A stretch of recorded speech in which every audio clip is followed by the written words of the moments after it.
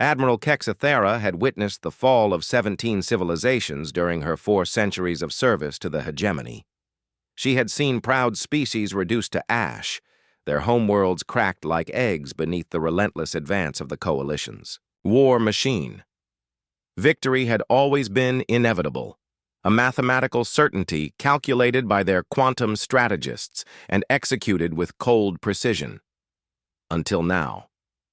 The holographic display flickered in the command center of the Dreadnought World Render, showing tactical readouts that defied every strategic doctrine she had learned. A single human fleet, just 47 vessels, had obliterated the Coalition's 3rd Expeditionary Force. 300 ships reduced to debris in under 6 hours. "Show me the engagement again," she commanded, her 4 eyes fixed on the tactical replay. The battle unfolded in accelerated time. The humans had emerged from hyperspace in a formation that seemed almost ceremonial, perfectly spaced, moving with synchronized precision. The coalition forces had outnumbered them 7-1, their massive dreadnoughts bristling with plasma cannons and particle beams that could vaporize moons. The human ships were smaller, sleeker, their hulls bearing scars from previous engagements. Intelligence reported they called their fleet the Ghost Division, vessels that had fought in humanity's civil wars, their crews hardened by decades of brother-against-brother conflict. What happened next had shattered every assumption about human military doctrine. The human fleet had split into 7 separate formations, each moving with impossible coordination.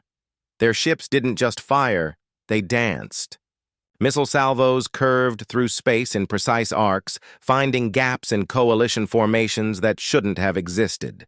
Energy beams lanced out in patterns so complex they seemed choreographed, each shot calculated not just for immediate damage, but for the cascading effects that would follow.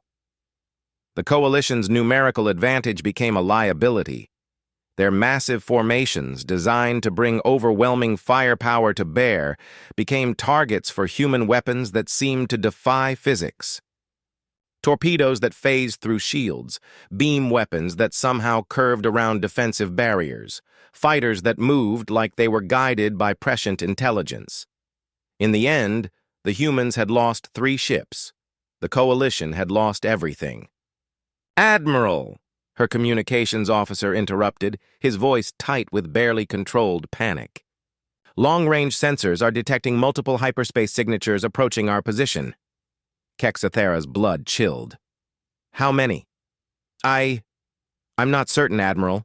The quantum distortions are massive, at least 10 fleet-sized formations." The bridge fell silent except for the hum of life support systems. 10 fleets. The humans were deploying 10 full battle groups to face the coalition's remaining forces. "Impossible," whispered her tactical officer. "Our intelligence indicated humanity possessed only a dozen major fleets. If they're deploying 10 here, then they're betting everything on this engagement," Kexathera finished. But even as she said it, she knew it wasn't true. The humans weren't desperate. They were making a statement. The first human fleet emerged from hyperspace with the same ceremonial precision she had witnessed in the tactical recordings. But these ships were different. Larger, newer. Their hulls gleamed with exotic alloys that seemed to bend light around them. The second fleet followed moments later, then the third. By the time the 10th fleet had materialized, the human formation stretched across 3 light minutes of space. 2,000 ships, arranged in perfect geometric harmony, their combined mass comparable to a small moon.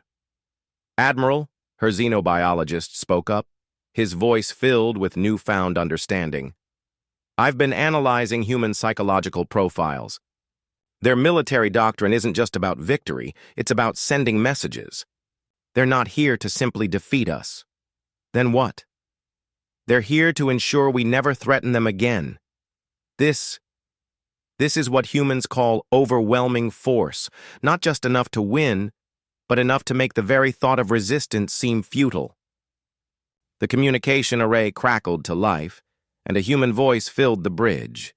Calm, professional, carrying the weight of absolute certainty. Coalition forces, this is Admiral Sarah Chen of the Terran Defense Fleet. You have 30 seconds to power down your weapons and surrender, or we will demonstrate why one of our fleets was sufficient to destroy your expeditionary force. Choose wisely. Kexathera looked at her tactical display.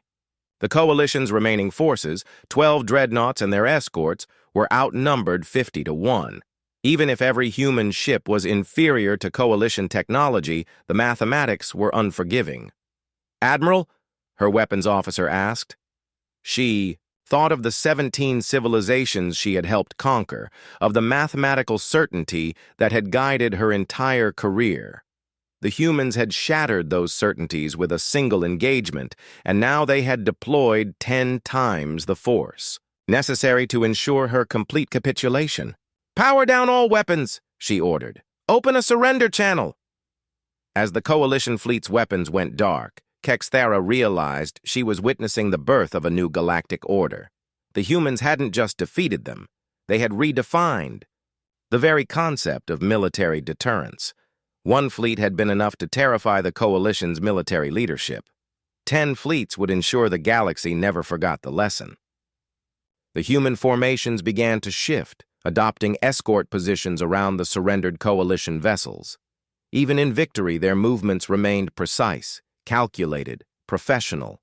They weren't conquerors, they were teachers, and the lesson was simple.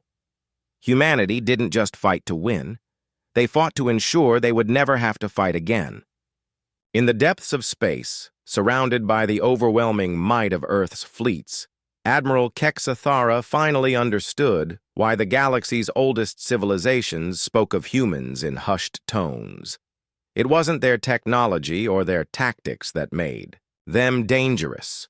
It was their absolute commitment to peace through strength, backed by the will to deploy whatever force was necessary to protect what they held dear. The war was over. Humanity had won before the first shot was fired.